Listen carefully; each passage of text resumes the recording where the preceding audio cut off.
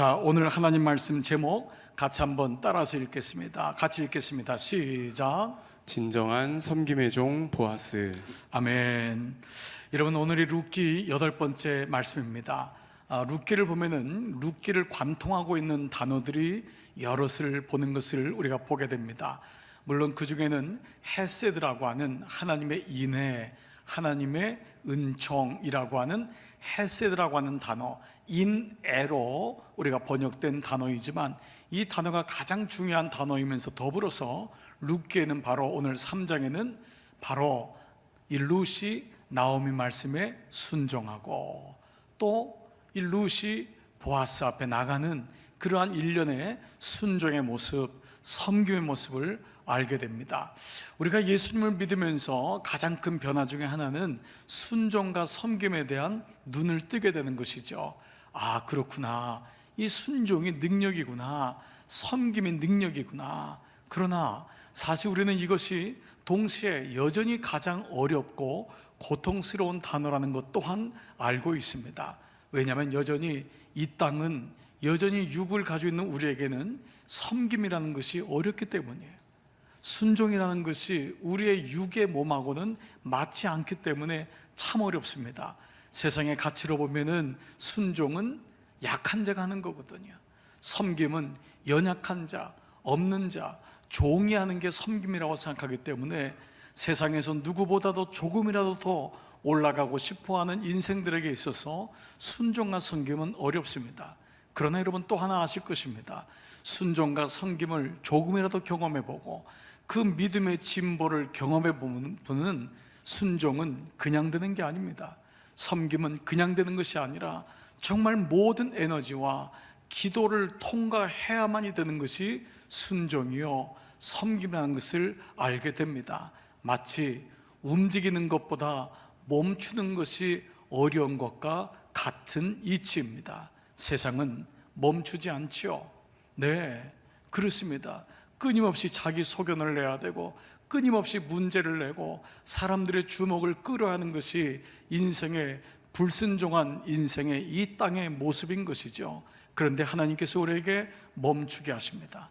그 멈춘단 말이 지난주에 배웠던 사바트, 바로 사베스, 안식이란 뜻의 본래 뜻이었습니다. 멈춘다. 안식은 쉼의 의미는 결과였고 본질적인 마음은 먼저 멈춰야 됩니다. 나의 생각과 나의 끊임없는 소욕과 나의 본능대로 질주하는 그 모든 것을 멈추고 하나님 앞에 잠잠히 나가는 것, 이것이 바로 안식, 사바트의 의미라는 것을 나눴습니다. 오늘도 예배당 가운데 이 멈춤의 은혜가 여러분 가운데 있기를 축복합니다. 자, 이제 오늘 본문 말씀으로 돌아가서 룻은 시어머니 나오미의 말에 순종하여 행동으로 옮깁니다. 자, 6절 말씀입니다. 6절 말씀 같이 읽겠습니다. 시작. 그가 타작마당으로 내려가서 시어머니의 명령대로 다 하니라. 자, 그는 타작마당으로 갔어요. 거기 누가 있습니까? 보아스가 있어요. 보아스가 7절에 보시면은 먹고 마시고 마음이 즐거워 곡식단 끝에 가서 누워있는 것을 보고 7절 후반절에 룻이 가만히 가서 그의 발치 이불을 들고 거기 누웠더라. 자, 여러분 보세요. 룻은 어머니의 명령대로 가만히 그의 옆에 가서 이불을 들고 거기 눕습니다. 그리고 보아스가 깰 때까지, 보아스가 일어나서 일할 때까지 기다립니다. 근데 사실 오늘 이 말씀에 아주 놀라운 비밀이 있습니다. 우리는 이 장면을 통해요, 우리는 진정 하나님이 원하시는 예배자의 모습이 어떠한지를 보게 됩니다. 룻을 보십시오. 사실 룻은 뭐 별 대단한 여인이 아닙니다. 영향력 있는 여인이 아니에요. 아니, 아주 기본적인 삶 이하의 여인이라는 것을 알 수 있습니다. 우리는 말씀을 묵상하면서 룻의 그 지고 지순한 그 순종, 그의 믿음을 귀하게 여기지만 그의 삶을 살아라 라고 한다면 우리는 조금은 고개를 설렐 수밖에 없을 거예요. 고개를 흔들 수밖에 없어요. 그의 삶은 기본적인 삶 이하였어요. 자기가 돌볼 수밖에 없는 늙은 시어머니, 게다가 이방 여인, 그런데 그는 지금 유대 땅에 와 있고 한 번 결혼한 적이 있는 여인이에요. 그래도 사는 인생인데 누구처럼 남들처럼 한 번 날고 싶어하는 것이 룻의 마음이 아니겠어요? 근데 룻은 스스로 할 수 있는 것이 아무것도 없는 것이 바로 이 상황인 것입니다. 그를 붙잡고 있는 게 너무 많은 거예요. 그런데 바로 이것이 인생임을 룻기는 말씀하고 있습니다. 여러분, 인생의 소원들은 누군가 다 날고 싶어 해요. 그러나 인생을 붙잡고 있는 것이 많습니다. 어떤 사람은 나면서부터 장애를 가지고 난 사람도 있고요, 그리고 어느 사람은 부모를 끝까지 모셔야 하는 분도 있고, 장애인 형제를 섬겨하는 분도 있고, 우리 인생에는 우리를 붙잡고 있는 것이 많아요. 사실 그게 인생이라는 거예요. 그런데 룻기는요, 그런 인생을 향하여서, 그런 룻을 향하여서 너 그런 삶을 살면 안 돼, 그거는 실패한 인생이야, 그거는 잘 사는 게 아니야, 이렇게 살아야 돼 라는 말씀을 한 번도 하지 않고 계시다는 거예요. 뭐라고 하시죠? 어찌 보면요, 그냥 그래 살려무나 버티려무나, 그것이 내가 너에게 준 삶의 현장이란다, 이 말씀이 오히려 가까워요. 그리고 그 가련한 아무것도 할 수 없는 룻에게 나오미를 통하여 보아스 옆에 가만히 가서 누워라, 이것이 오늘 말씀이라는 거예요. 그리고 룻은 이 말씀에 순종합니다. 여러분 보십시오. 하나님은 창조주이기 때문에요, 그 자체가, 그분의 역할은 주도입니다. 그분의 역할은 주도하시는 분이에요. 그러면 피조물인 우리의 역할은 주도가 아니라 바로 반응이라는 거예요. 여기는 완전히 확연한 차이가 있어요. 내가 어떤 영향력 있는 인생, 유력하고도 멋있고 높아진 인생을 사느냐, 그것이 사실은 하나님의 관점이 아니라 나의 반응은 오늘이라고 하는 시간을 최선을 다하여 살아가야 되는 것이 나의 먼저 주어진 반응인 것입니다. 이것이 순종인 것입니다. 인간이 가장 힘들어하는 것이 기다림이라면 하나님이 가장 기뻐하는 게 뭐냐? 당신을 기다리는 사람인 거예요. 당신을 기다리는 사람, 당신을 온전히 신뢰하는 사람, 이것이 바로 순종인 것입니다. 예배는 격동된 호흡을 내려놓고 그분의 호흡에 내 마음을 맞추는 것입니다. 그래서 예배 시간은 하나님 앞에 잠잠히 나아가는 것입니다. 예배자가 주는 하나님의 은혜가 있습니다. 그것은 나의 숨을 내려놓고, 나의 주도권 전쟁을 내려놓고 하나님께 맡기겠습니다. 지금까지는 끊임없이 긴장관계 속에서 살았지만은 이제 나는 하나님 앞에 어린 자녀가 되어 예배자가 되겠습니다. 오늘 이 은혜가 오늘 2부 예배 드리는 여러분 모두에게 있기를 주님의 이름으로 축복합니다. 그렇습니다. 이제 한밤중에 눈을 뜬 보아스는 너무도 어처구니 없는 현상을 보고, 상황을 보고 깜짝 놀랍니다. 9절 같이 읽겠습니다. 시작. 이르되 내가 누구냐 하니 대답하되 나는 당신의 여종 룻이오니 당신의 옷자락을 펴 당신의 여종을 덮으소서, 이는 당신이 기업 물을 자가 됨이니이다 하니. 보십시오. 보아스가 깨기를 기다렸던 룻은 그 기다림 속에서 기도가 고백이 된 그 고백, 그 간절한 고백을 해요. 뭐라고 하죠? 나는 당신의 여종이오니 당신의 옷자락을 펴 당신의 여종을 덮으소서. 이것이 룻의 첫 번째 보아스가 깨자마자 했던 고백이에요. 그 기다림의 시간이 얼마나 길었을까요? 그 내내 누워있지만은 언제 보아스가 깰까? 사람들이 혹시 보지는 않을까? 이러다가 동원 터가지고 아무것도 없는 것은 아닐까? 그 긴장과 두려움의 기다림 시간 속에서 그가 고백하고 그가 되뇌기고 반복했던 말, 바로 이것이 그의 기도입니다. 나는 당신의 여종이오니 당신의 옷자락을 펴서 당신의 여종을 덮으소서. 이것이 바로 룻의 반복하고 그가 읊조리고 그가 되새겼던 그의 묵상이었던 것입니다. 그런데 여기서의 당신의 옷자락은요, 어떤 말씀이죠? 보아스가 룻을 처음 만났을 때 그 룻에게 주었던 말씀, 잘 왔다, 주님의 날개 아래 보호를 받으며 온 너에게 온전한 상 주시기를 원하노라. 바로 그 주님의 날개, 카나프란 단어와 이 옷자락이란 단어가 같은 단어임을 우리는 알고 있는 것입니다.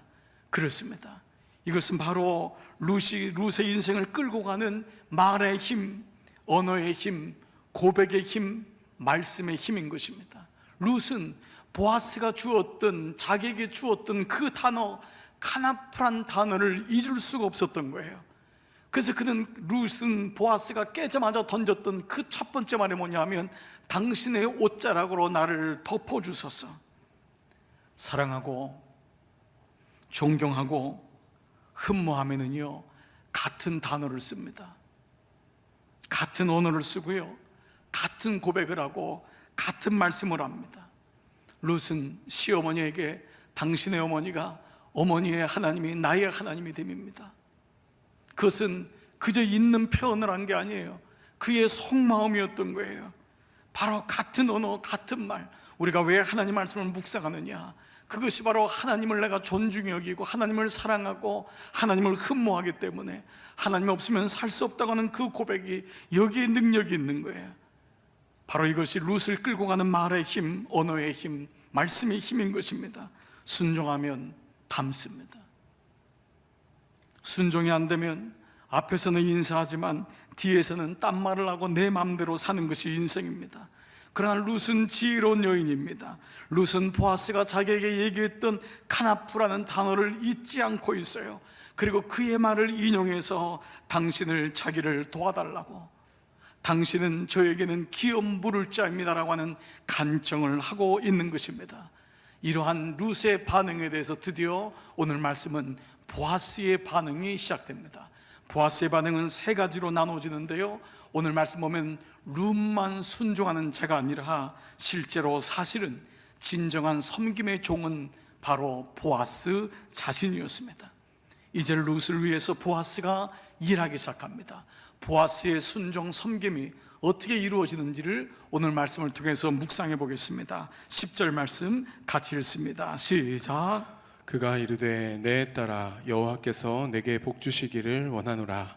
내가 가난하건 부하건 젊은 자를 따르지 아니하였으니 내가 베푼 이내가 처음보다 나중이 더하도다. 여러분, 이 말씀을 가만히 보십시오. 물론 이 말씀이 이해가 되지만 오늘 이 상황 속에서 룻의 입장에서 보면은요, 지금의 이 모습이 비록 그녀에게는 최선의 모습일지라도 납득이 가지 않는 상황이 이루어진 거예요. 한밤중에, 그것도 젊은 이방 여인이 나이 지긋한 유대인 주인에게 접근해서 당신 자신의 기업을 물어달라고 간청하는 것은 여러 가지 면으로 봐도 무리수임에 분명합니다. 그래서 보아스는요, 이런 룻의 행동에 대해서 얼마든지 면박을 주고 야단을 치고 꾸중을 하고, 그리고 자기가 오해받지 않기 위해서 동네 사람들을 깨워서 부를 수 있을 거예요. 그런데 보아스는 룻에게 그렇게 하지 않습니다. 보아스는 룻에게 그렇게 하잖아요. 보아스는 그녀를 무시하지도 않고 면박을 주지 아니하고 함부로 대하지도 아니하며 그녀를 희롱하지도 아니하고 힘이 없는 연약한 여인이라고 그녀를 탐하는 어떤 행동도 하지 않고 있다는 거예요. 오히려 보아스는 이런 룻에게 먼저 축복하는 말로 그를 반겨주고 그에게 반응해 줍니다. 그녀에게 안식을 줍니다. 두렵고 떨리는 마음으로 외간 남자 옆에서 누워있을 수밖에 없는 그 여인에게 바로 보아스는 평안의 말로 축복을 합니다. 이것이 보아스의 섬김입니다. 보아스의 섬김, 약한 자를 대하는 마음, 연약한 자를 대하는 마음, 아무것도 스스로 날아갈 수 없는 그 날개가 찢긴 여인을 향한 그 언어, 그 태도, 이것이 보아스의 섬김입니다. 내 딸아 여호와께서 내게 복 주시기를 원하노라. 오늘 본문에 내 딸아 여호와께서 내게 복 주시기를 원하노라. 근데 이 말에 히브리 말에 어순이 있습니다. 이 어순은 첫 번째가 뭐냐? 복이 있기를 너에게 여호와의 내 딸아. 이것이 히브리어의 어순이에요. 처음 단어가 뭐라고요? 복이 있기를 너에게 여호와의 딸아.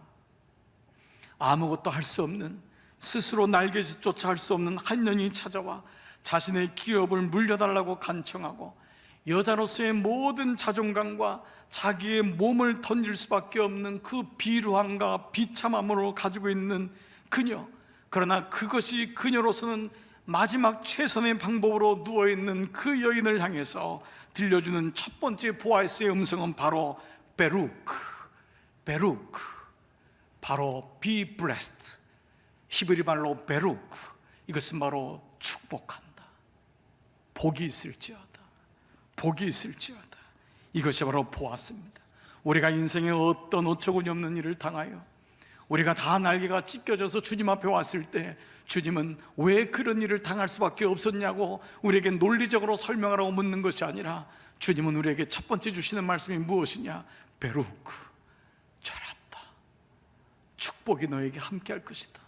이것이 바로 예배인 것입니다. 찢긴 인생, 상한 인생이 주님 앞에 올 때 주님의 위로를 경험하는 것입니다. 이것이 바로 세상에 줄 수 없는 성전에서 하나님이 안식일에 주시는, 기도하는 종들에게 주시는 하나님의 은총인 것입니다.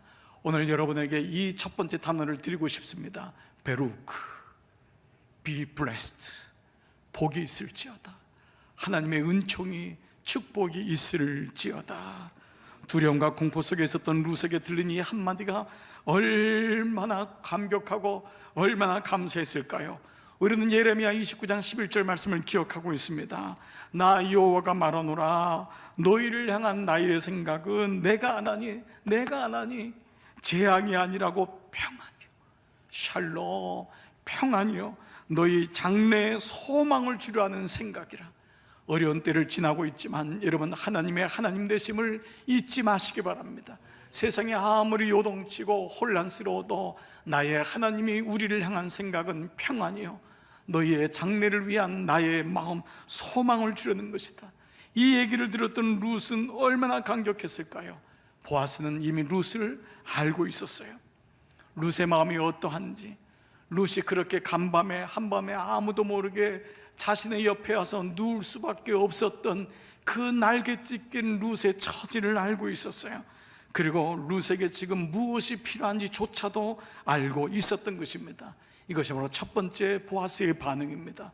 두 번째, 보아스의 두 번째 반응은 내가 가난하건 부하건 젊은 자를 따르지 아니하였으니, 여러분 개역 성경에는 쫓지 아니하였으니, 따르다, 쫓다라고 하는 히브리 말은 참으로 흥미롭습니다.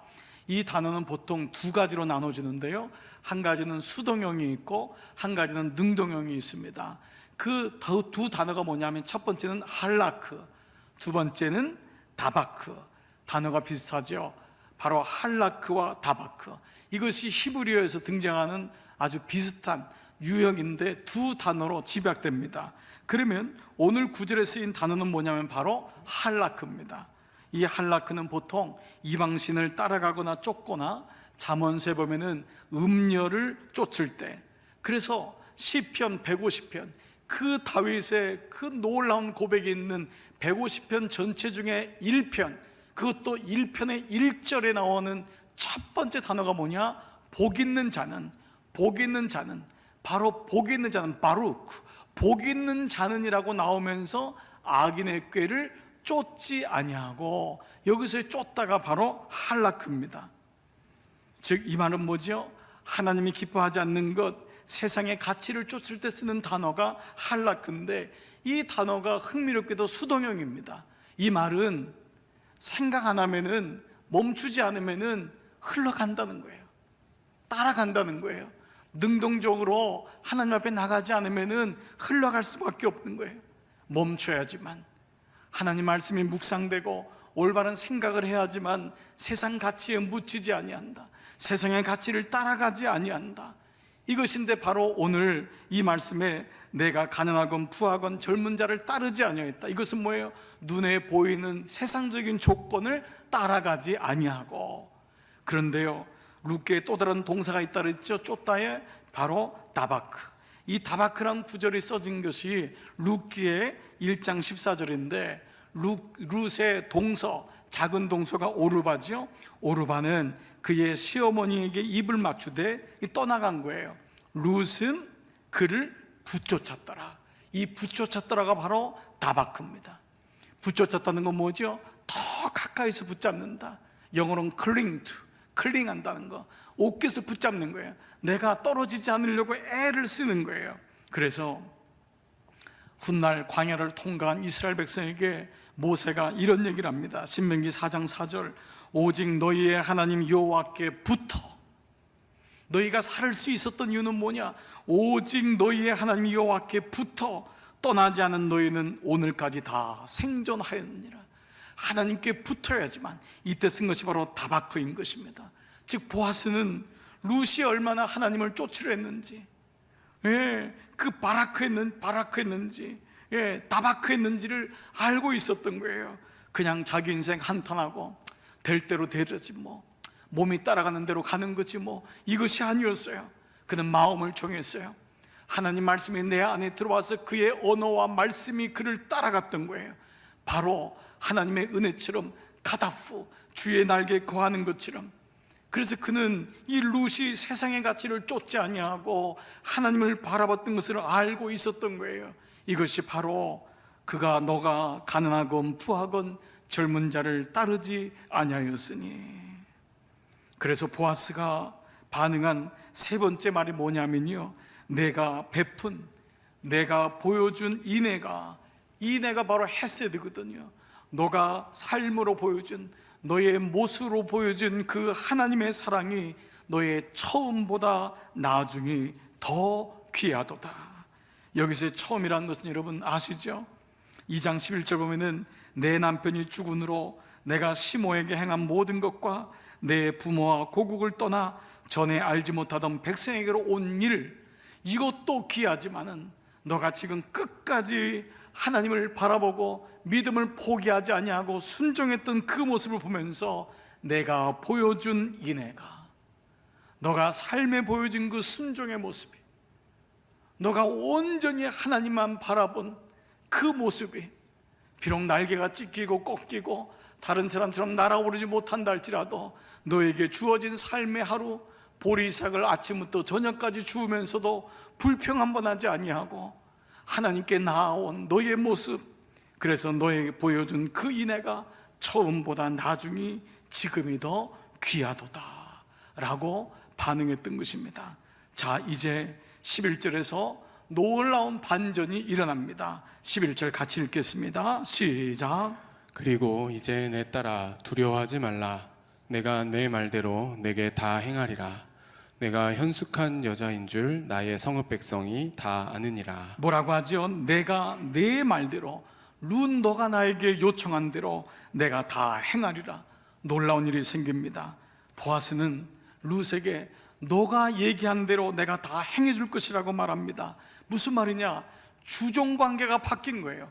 이 말은 룻이 보아스에게 한 말인데 이제는 보아스가 룻에게 말합니다. 이 표현은 보통 당신이 말한 대로 다 행하리다 말은 종이 주인에게 하는 말인데, 주인된 보아스가 종된 룻에게 얘기하고 있는 거예요. 스스로 종이 되겠다는 것입니다. 그렇습니다. 섬김은 종이 되는 거예요. 위기라도 왔을 때 엎드려야 됩니다. 평상시에는 엎드리지 못할지라도 위기라고 감지하고, 이때는 더 이상 나눠지면 안 되겠구나, 이때는 더 이상 누구의 의견이 맞고 그러고 여기서 있으면 다 죽겠구나, 이 마음을 가진 아버지, 어머니는 엎드리는 것입니다. 형제끼리 싸움박질하는데 부모가 거기서 주인 노릇하는 것이 아니라 그 가운데 지혜로운 부모는 스스로가 엎드립니다. 스스로가 섬깁니다. 이때 어려운 때지만은 오늘 진정한 섬김의 종 보아스의 말씀을 통하여서 먼저 빛이 되기 전에, 먼저 자기의 소견을 얘기하기 전에 우리가 먼저 해야 될 것이 있습니다. 엎드리는 것이고 깊이 자기를 봐야 됩니다. 그때 세상은 그의 소리를 듣습니다. 아우성 치는 것으로 세상은 바뀌지 않는 것입니다. 주님 앞에 엎드리는 시간이 필요합니다.